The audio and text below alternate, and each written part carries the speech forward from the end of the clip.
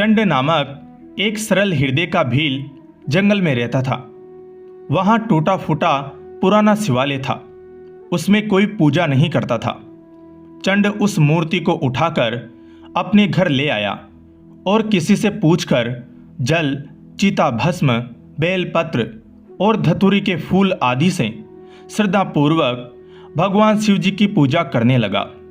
जल, बेलपत्र, धतूरी के फूल तो जंगल में थे ही। शमशान से जाकर वह 7 दिनों के लिए चिता भस्म की पोटली बांध लाता। एक दिन रात को इतनी जोर की वर्षा हुई कि शमशान की सारी राख बह गई। उसी दिन चंड की पूजा के लिए लाई हुई चिता भस्म समाप्त हो गई थी। उसने बहुत प्रयत्न किया, कोसों भटक आया, पर कहीं चिता की भस्म नहीं मिली। उसके मन में बड़ा ही दुख था। आज भगवान की पूजा कैसे होगी? उसके नेत्रों से आंसू बहने लगे और वह सिर पकड़कर बैठ गया। उसकी यह दशा देखकर चंड की पत्नी ने विनय से पूछा कि आप आज इतनी दुखी क्यों हैं?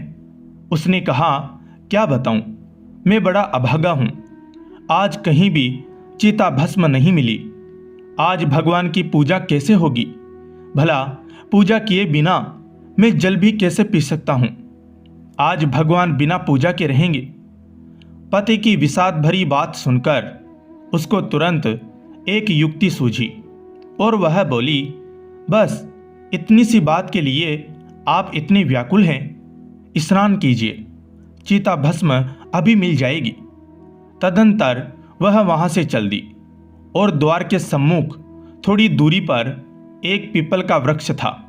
वहां जाकर उसने मिट्टी की वेदी बनाई और झोंपड़ी का सब सामान निकाल कर उस वृक्ष के नीचे रखने लगी। पत्नी की इस चेष्टा को देखकर चंड ने पूछा, तुम यह सब क्या कर रही हो? और वह हक्का बक्का होकर पत्नी की ओर देखने लगा। उसके कुछ भी समझ में नहीं आया। पत्नी बोली, आप जल्दी स्नान करके भगवान को पीपल के नीचे वेदी पर बैठा दे। झोपड़ी तो दूसरी आज आप संध्या तक बना ही लेंगे।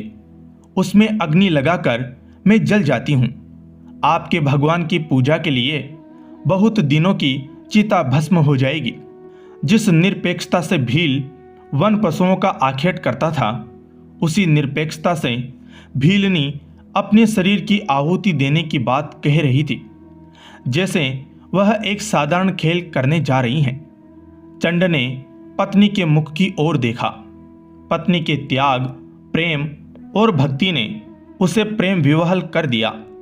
भरे कंठ से उसने कहा, शरीर ही सुख, धर्म और पुण्य का कारण है। तुम अपने शरीर को मत जलाओ। भीलनी ने पति के चरणों पर सिर रखकर कहा, मेरे स्वामी, एक दिन तो मैं मरूंगी ही।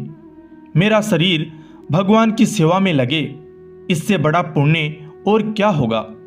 मैं बड़ी भाग्यवती हूं कि मेरा शरीर भगवान की पूजा में लगेगा। मुझे रोको मत, आज्ञा दो। भील के नेत्रों से आंसू बहने लगे। वह बोलने में असमर्थ हो गया। भीलनी ने फिर स्नान किया, शंकर जी को पीपल के नीचे वेदी पर बैठाया और झोपड़ी में अग्नि लगा दी। पति को पुनः प्रणाम करके वह भगवान शंकर की स्तुति करने लगी। श्रद्धा, पातिव्रत्य एवं त्याग ने उसके हृदय को शुद्ध बना दिया। उसके सारे आवरण ध्वस्त हो गए। विशुद्ध ज्ञान तो अंतकरण में ही है। उस दिव्य ज्ञान से परिपूर्ण उसकी वाणी प्रेम से गदगद हो रही थी। वाछामि नाहमपि सर्वधनाधिपतेम, न स्वर्ग भूमि मच्चलाम, न पदम विधात्व। भूयो भवामि एदि जन्मनि नाथ नित्यम, तत्वपाद पंकजल सन्मकरंद भृंगी। किम जन्मना सकल वर्ण जनोत्तमेन, किम विद्या सकल शास्त्री विचारवत्या। यशास्ति चेतसी सदा परमेश भक्ति, को नेस्त तस्त्रिभुवने पुरुषोस्ति धन्य। हे प्रभो, न तो मैं कुबेर का पद चाहती हूँ, न स्वर्ग, न ब्रह्मलोक और न मोक्ष ही। मेरे चाहे जितने जन्म हो, मैं सदा आपके चरण कमलों की रज की भ्रमरी रहूं। आपके चरणों में मेरा नित्य अनुराग बना रहे। सर्वोच्च वर्ण में जन्म लेने, संपूर्ण शास्त्र विचार में समर्थ होने, विद्या पढ़ने आदि से क्या लाभ। जिसका चित्त आप परमेश्वर की भक्ति में लगा है, उससे अधिक त्रिभुवन में और कौन धन्य है। प्रार्थना करते हुए उसने प्रज्वलित अग्नि में प्रवेश किया। शरीर भस्म हो गया। चंड ने स्नान किया, पुष्प एकत्र किए, जल डालकर थोड़ी चिता भस्म शीतल करके उससे पूजा की। आज उसके हृदय में अपूर्व भाव था। अंतर में पत्नी के त्याग ने प्रेम की धारा प्रवाहित कर दी थी।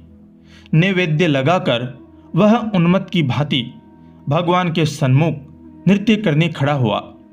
आज से पूर्व पति पत्नी दोनों भगवान के सम्मुख नाचते थे, आज वह अकेला नाचेगा। मैं स्वप्न तो नहीं देख रहा हूं, तुम यहां कैसे? तुम तो अग्नि में जल गई थी न। चंड चौंक पड़ा। उसने देखा कि उसकी बाईं ओर नित्य की भांति नाचने को उसकी पत्नी खड़ी है। सपना काहे का? आपके सामने आपकी दासी मैं ही तो खड़ी हूं।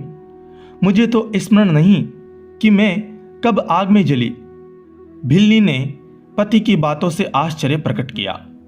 भील दंपति अभी आश्चर्य से छुटकारा नहीं पा सके थे कि एक दिव्य विमान आकाश से उतरा और भगवान शंकर के एक पार्षद ने दोनों से प्रार्थना की, आप लोग कैलाश पधारे। भगवान गंगाधर आपका स्मरण कर रहे हैं और आदर पूर्वक दोनों को विमान में बैठाकर शिव पार्षद उन्हें शिवलोक ले गए। जय हो भोलेनाथ की। धन्यवाद।